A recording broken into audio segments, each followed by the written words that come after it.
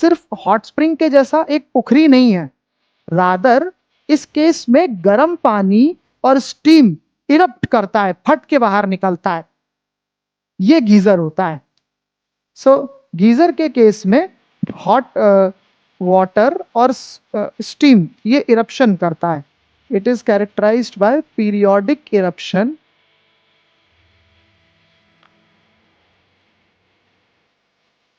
of hot water and steam।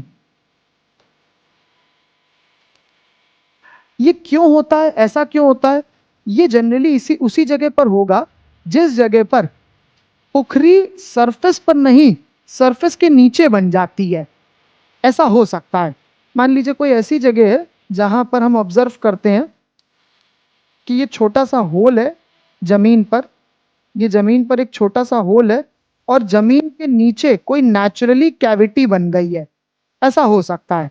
कई बार जमीन के नीचे कोई नेचुरल कैविटीज बन जाती हैं, जैसे केव्स होती हैं ना, केव्स जैसे होती हैं।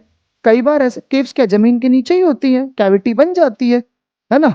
जैसे अपना जो कामाख्या टेम्पल में है, केव नेचुरली बनी है, जमीन के नीचे बनी है।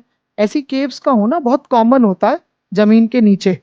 तो मान लो नेचुरली कोई ऐसी कैविटी बनी है जमीन के नीचे।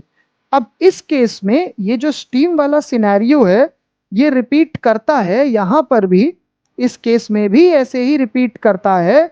और इस केस में स्टीम जो है ये ऐड हो जाती है ऐसी किसी कैविटी में। अब ऊपर से पानी भी आता है भाई, ये पानी जो नीचे जा रहा है यही पानी यहां से इसमें भी आ जाता है।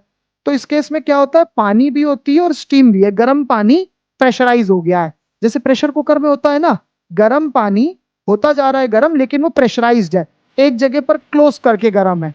एक पॉइंट ऐसा आता है फट के गर्म पानी और स्टीम निकलता है, जैसे प्रेशर कुकर में होता है। बेसिकली क्या हो रहा है, ऊपर से पानी आ रहा है नेचुरली और नीचे से स्टीम है, स्टीम इस पानी को गर्म कर रही है अंदर। तो जैसे प्रेशर कुकर में होता है ना, एक टाइम बाद फट के निकल आता है, वैसे यहां पर भी फट के एक बार में निकल आता है। इसको बोल दिया जाता है गीजर हो जाना।